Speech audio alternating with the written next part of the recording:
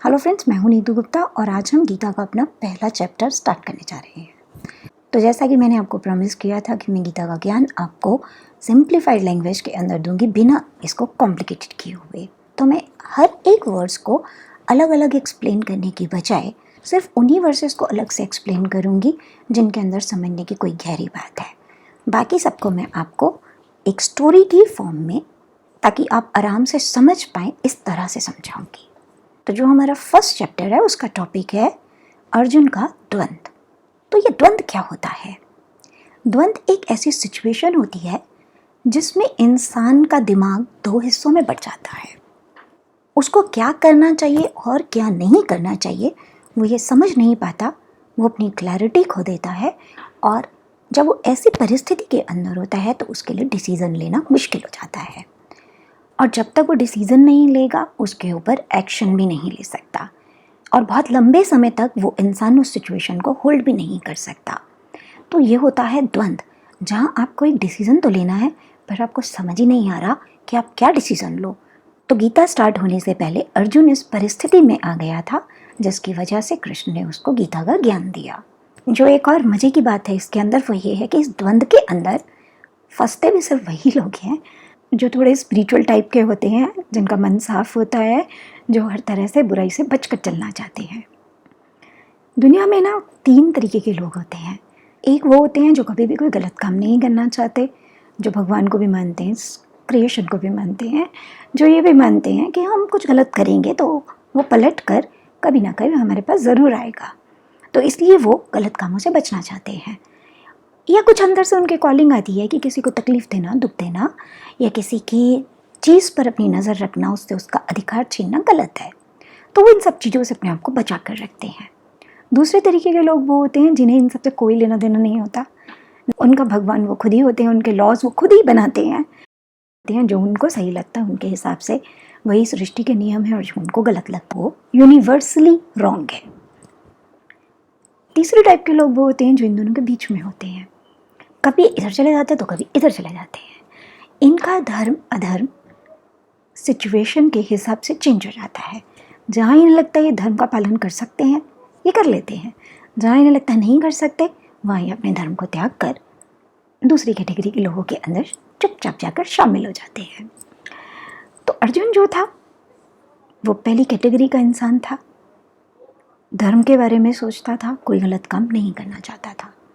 दुर्योधन जो था वो इससे बिल्कुल विपरीत था, दूसरी कैटेगरी का इंसान, जिसके लिए जो वो चाहता है वही बस इम्पॉर्टेंट है। अब इसके लिए किसी को मरना पड़ता है तो मरो, किसी का अधिकार जाता है तो जाए, परिवार खत्म होता है तो हो, जो मर्जी हो। तो फर्स्ट चैप्टर कुछ इसी तरीके से स्टार्ट होता है। बैटल ग्राउंड के अंदर एक साइड पर पांडवों की सेना और पांडव हैं, और दूसरी साइड पर दुर्योधन और कौरवों की सेना है।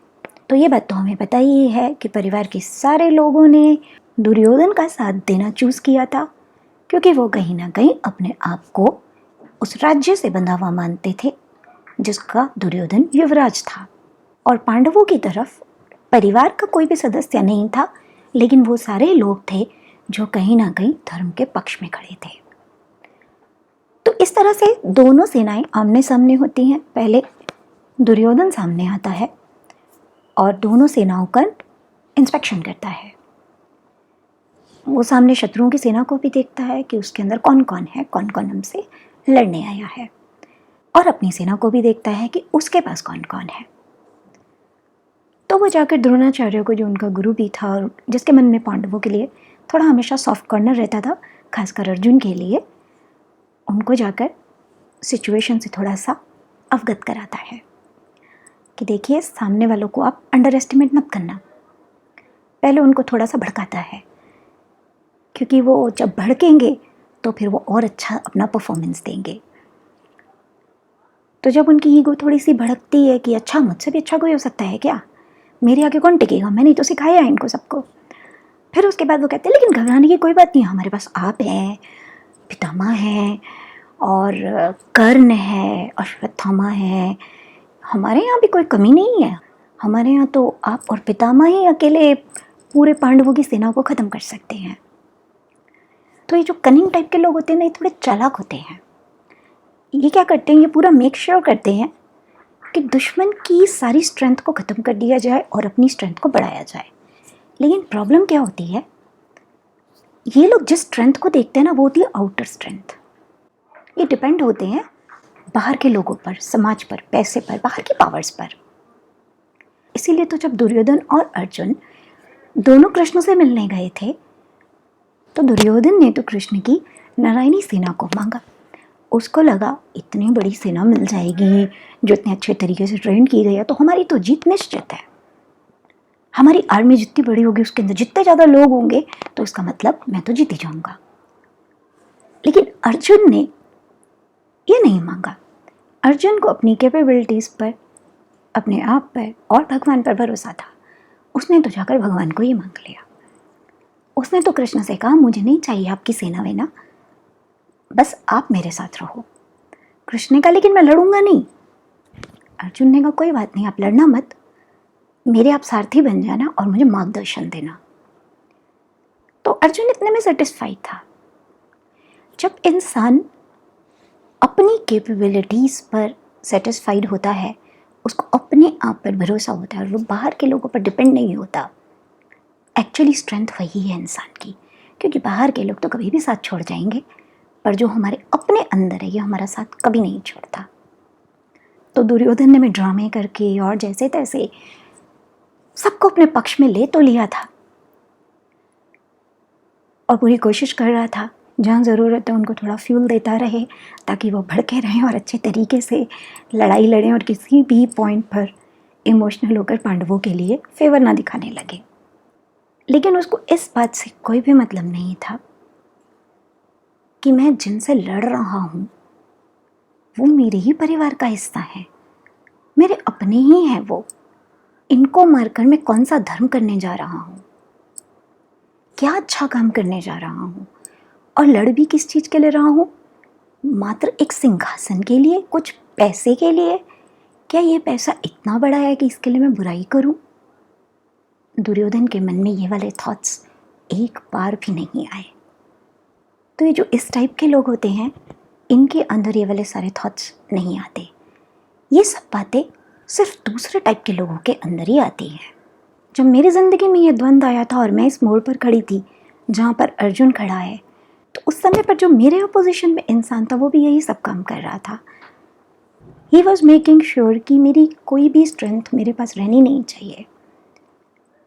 कोई एक इंसान भी अगर मेरे फेवर में आ सकता है तो वो सबसे पहले उसको गुमराह कर रहा था, इन्फ्लुएंस कर रहा था।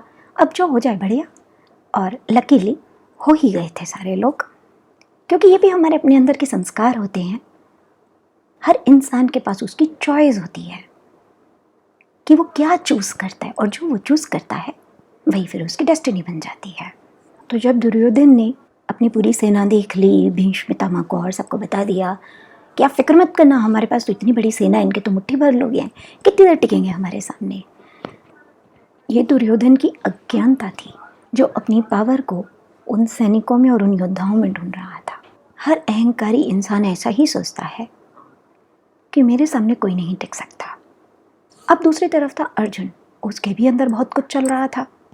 उसने कृष्ण से कहा कि माधव, आप मेरे रथ को बीच में ले जाइए, ज़रा मैं पास से देखना चाहता हूँ कि मुझे किन किन से लड़ना है, कौन कौन मुझसे लड़ने आया है। तो कृष्ण कहते हैं ठीक है, और वो उसके रथ को बीच में ले जाते हैं। बीच में ले जाकर कुछ देर के लिए कृष्ण सारा सबको म्यूट कर देते हैं, ताकि जो कुछ भी हो रहा है वो उन दोनों के बीच ही हो। तो कुछ देर के लिए सब कुछ स्टैंड स्टिल हो जाता है, समय रुक जाता है। अब कृष्ण अर्जुन को कहते हैं अच्छे तरीके से देख लो। अब अर्जुन देखना स्टार्ट करता है, एक एक को देखता है। पितामह जिनके साथ बचपन बिताया, जिन्होंने उसको इतना प्यार दिया, फिर द्रोणाचार्य जिनका वो फेवरेट स्टूडेंट था, सबको देखता है वो। अब ये सारा सिनेरियो देखने के बाद अर्जुन को अंदर घबराहट होने लगती है। तो अर्जुन के मन में तरह तरह के ख्याल आने स्टार्ट होते हैं। उसका मन घबराने लगता है।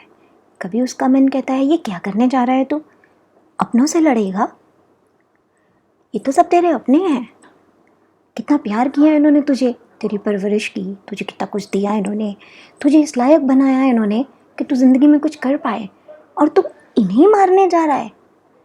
इससे तो अच्छा है तू अपने आप को मार दे। तो अर्जुन के मन में ये भी सवाल आ रहा कि इन पर तीर चलाने से तो अच्छा है मैं अपने आप को ही मार देता हूँ, काम ही खत्म ना। फिर वो और सोचता है, हमारा जो ये माइंड होता है ना, ये इसको अगर लगाम ना लगाओ ना तो ये कहीं कहीं तक हमें लेकर के चला जाता है और फिर इसको खींच के लाना पड़ता है वहाँ से वापस। तो बस अर्जुन का माइंड ना इस समय बेलगाम था, बिल्कुल कहीं भी जा रहा है, जहाँ जहाँ तक उसकी पहुँच है वहाँ जा रहा है। तो उसका माइंड उसको आगे और थॉट्स क्रिएट करके देता है, क्यों कर रहे हो तुम ये सब कुछ, पैसे के लिए, राज्य के लिए, पावर के लिए, किस चीज़ के लिए? मान लो तुम ये युद्ध जीत भी जाओ तो क्या हासिल होगा तुम्हें इससे? तुम अपनों को ही खो दोगे। युद्ध होने के बाद ना तो तुम्हारे उनसे पहले जैसे संबंध रहेंगे और युद्ध में कोई तो मरेगा। अब अर्जुन को ये भी बात नहीं समझ आ रही क्योंकि उसके अंदर तो पैसे का लालच था ही नहीं, कभी भी नहीं था। पांडवों को किसी को भी पैसे का कोई लालच था ही नहीं। वो तो सिर्फ एक बुराई के खिलाफ लड़ रहे थे, क्योंकि जिसके पास पावर है बुराई को ख़त्म करने की, अगर वो भी बुराई से दबता रहेगा तो फिर एक आम आदमी का क्या होगा इस समाज के अंदर। पांडव तो इसलिए लड़ रहे थे। ये तो बुराई की अति हो गई ना। अगर एक सम्राट की वाइफ के साथ कोई उसका चीरहरण कर सकता है भरी सभा में, तो एक आम स्त्री कहाँ जाएगी जिसकी प्रोटेक्शन के लिए कोई है ही नहीं। तो पांडवों के लड़ने का तो कारण ये था, उनको कोई पैसे वैसे की चाहत नहीं थी। तो अर्जुन अपने आप को जवाब नहीं दे पा रहा था कि उसको तो लग रहा था मुझे नहीं चाहिए पैसा भाई, दुर्योधन को राज्य चाहिए ना, ठीक है रख ले, हमें ज़रूरत नहीं है, इस युद्ध को हम टाल देते हैं, टल जाए तो बहुत अच्छा है। फिर और उसका माइंड और आगे तक उसको लेके जा रहा था, आगे उसको और कह रहा इतने सारे सैनिक मरेंगे, हम भी मरेंगे, ये भी मरेंगे, सारे जो हैं घर के मेल मेंबर्स लड़ने के लिए आए हैं, अगर घर के मेल मेंबर्स मर जाएंगे तो उनके परिवार बिखर जाएंगे, सब कुछ तहस नहस हो जाएगा, तो ऐसी अशांति का क्या फ़ायदा। इससे तो अच्छा मान लो ना उसकी बात जो वो कह रहा है। और आमतौर पर ना हर इंसान जब भी ऐसी परिस्थिति में होता है ना, तो जो इंसान गलत कर रहा होता है ना वो उसको सपोर्ट कर देते हैं कि चल ठीक है इसकी ज़िद मान लो ना, क्यों बिना बात को झगड़ा करते हो। पर ये सॉल्यूशन नहीं होता, क्योंकि कितनी बार आप मानोगे, एक बार मानोगे, 2 बार मानोगे, 4 बार मानोगे, आप जितनी बार मानोगे सामने वाला आपको उतना ज़्यादा दबाने की कोशिश करता है, उसकी और ज़्यादा अनफेयर डिमांड्स आपके पास आने लगती हैं। तो किसी पॉइंट पर तो आकर आपको ये सब रोकना पड़ता है। ये क्लैरिटी थी अर्जुन को कुछ देर पहले तक, अब चली गई, अब इमोशनल हो गया वो, क्योंकि सामने अब सारे दिख रहे थे। वो वाला मोमेंट आ गया था एक्चुअली जब उसको हथियार उठाने थे, और एक बार हथियार उठाने के बाद रुकना या पीछे मुड़ना पॉसिबल नहीं था। ये बहुत भयानक टाइप का अर्जुन का द्वंद था, जिसके अंदर उसको लड़ने की कोई वजह नहीं दिख रही थी। उसको लग रहा था कि इससे बड़ा पाप और क्या होगा कि आप इतने सारे लोगों की मौत का कारण बन रहे हो, इतने सारे घर बर्बाद हो रहे हैं आपकी वजह से, आपका अपना पूरा परिवार ख़त्म होने जा रहा है। परिवार ख़त्म हो जाएगा तो कल आपका क्या नाम रहेगा इस दुनिया के अंदर, कौन आपके वंश को चलाएगा एंड ऑल। तो ये सारी थॉट्स ने अर्जुन को बहुत बुरे तरीके से इन्फ्लुएंस कर दिया और उसकी क्लैरिटी पूरे तरीके से चली गई। तो दोस्तों जब ये इस तरीके का द्वंद आता है, क्योंकि मैं भी अपनी ज़िंदगी में ऐसे मोड़ से गुजरी थी, तो मुझे पता है कि जो एक इंसान अच्छा होता है और जो बुराई से बचकर चलना चाहता है, वो सोचता है कि कोई भी गलत काम करो या किसी के दुख का कारण बनो तो उससे तो अच्छा है कि थोड़ा सा दुख आप ही सह लो। होता क्या है, ये सब जो हमारे अंदर थॉट्स चलती हैं ना, हमारे माइंड की प्रोग्रामिंग क्या है, हमारा बिलीफ सिस्टम क्या है, हमें क्या बताकर बड़ा किया गया है, हमारे क्या बिलीफ बनाए गए हैं, उसी के अकॉर्डिंगली हम सोचते हैं। तो अगर हमको बताया गया है कि किसी के दुख का कारण तुम बन रहे हो तो इससे बड़ा पापी कोई नहीं है, तो फिर इंसान हर बात में, हर सिचुएशन में इसी तरीके से अपने आप को देखता है। और अगर किसी को बताया गया है कि तुम्हें गलत के खिलाफ आवाज़ उठानी है, उसको सहना नहीं है, तो वो इंसान उस तरह से देखता है उस सिचुएशन को। तो इसमें बात सही और गलत की नहीं है, it is just how our mind is programmed. अब दुर्योधन के अंदर तो ऐसे कोई भी सवाल नहीं आ रहे थे, जबकि उसके मन में आने चाहिए थे, क्योंकि लड़ाई तो वही इनिशिएट कर रहा था, गलत तो वही था। भाई एक प्रॉपर्टी है जिसके 2 लोग हकदार हैं, 4-5 भी हो सकते हैं, तो जिसका जो अधिकार बनता है दे दो, फिर आगे जिसको उसको बढ़ाना है बढ़ाएगा, जिसको बर्बाद करना है वो बर्बाद करेगा, लेकिन कम से कम आप तो फेयर रहो अपनी डीलिंग के अंदर। पर जब इंसान के मन में लालच आता है ना, तो वैसा नहीं सोचता, वो सब हड़प जाना चाहता है, वो दूसरे इंसान को कुछ समझता ही नहीं है। तब लड़ना ज़रूरी हो जाता है। पर अक्सर जो इंसान अच्छा होता है वो ऐसी सिचुएशंस में अपनी हार मान लेता है। वो एक गिल्ट, ब्लेम, एक बोझ के साथ जीवन नहीं जीना चाहता, तो वो बुराई के सामने सरेंडर कर देता है। और बुराई को लगने लगता है कि ये तो मेरे सामने टिक ही नहीं सकता था, इसलिए इसने सरेंडर किया। और बुराई अगली बार और ज़्यादा बड़ा रूप लेकर उसके सामने आती है और उसको और बड़ा चैलेंज देती है। तो ये जो सारे द्वंद्व होते हैं, जगह जगह हर मोड़ पर खड़े होते हैं, हमारा इंतज़ार कर रहे होते हैं। और अगर हम सही डिसीज़न नहीं लेते तो हम अपने आप को और ज़्यादा उसके अंदर उलझाते चले जाते हैं, और फिर इतने ज़्यादा उलझ जाते हैं कि कौन सा धागा पकड़कर उसको सुलझाना है हमें ये भी समझ नहीं आता। इसलिए बेहतर है बुराई को शुरू में ही स्टॉप कर दो, ख़त्म कर दो। अपनी कुर्बानी देना कोई मानता नहीं है। और एक बात हमेशा याद रखिए, ज़िंदगी में जो अच्छे लोग हैं ना, वो कभी आपसे कुर्बानी नहीं मांगेंगे, क्योंकि वो इस बात को समझते हैं कि आपका भी आपके जीवन पर अधिकार है और आपको भी आपका जीवन स्वतंत्रता के साथ जीने का पूरा अधिकार है। इसलिए कभी भी वो आपकी लाइफ के साथ इंटरफेयर नहीं करते, आपका अधिकार मारने की कभी कोशिश नहीं करते, आपको गुलाम बनाने की या आपकी स्वतंत्रता छीनने की कभी कोशिश नहीं करते। और जो बुरे लोग हैं ना, वही लोग ऐसा करते हैं, क्योंकि उनको आपसे मतलब नहीं है, उनको अपने से मतलब है। उनका मतलब ये है कि उनका काम बनना चाहिए, आप मरो या जियो, उनको कोई लेना देना नहीं है। तो ऐसे लोगों के लिए कुर्बानी देने का क्या फ़ायदा? यही सारी बातें कृष्ण ने अपने तरीके से अर्जुन को भी समझाई थी और मुझे भी समझाई थी। और जो कृष्ण के साथ सच्चे मन से जुड़ते हैं, सबको कृष्ण मन में बोलकर ये बातें समझाते ज़रूर हैं। तो इस तरीके से फर्स्ट चैप्टर हमारा यहाँ एंड हो जाता है, जब अर्जुन पूरे तरीके से कंफ्यूज्ड हो जाने के बाद और जब उसका माइंड अपनी थॉट्स में इतनी आगे चला जाता है कि जहाँ से उसको वापस लाना भी उसके लिए इम्पॉसिबल जैसा लगता है, तो वो कृष्ण के सामने सरेंडर करके कहता है, मेरा मार्गदर्शन करो, मेरी सोचने समझने की शक्ति चली गई है, मैं नहीं देख पा रहा सही क्या है गलत क्या है और मुझे क्या करना चाहिए। तो नेक्स्ट चैप्टर के अंदर अब कृष्ण बोलना स्टार्ट करते हैं और अर्जुन को एक करके हर पॉइंट पर क्लैरिटी देते हैं।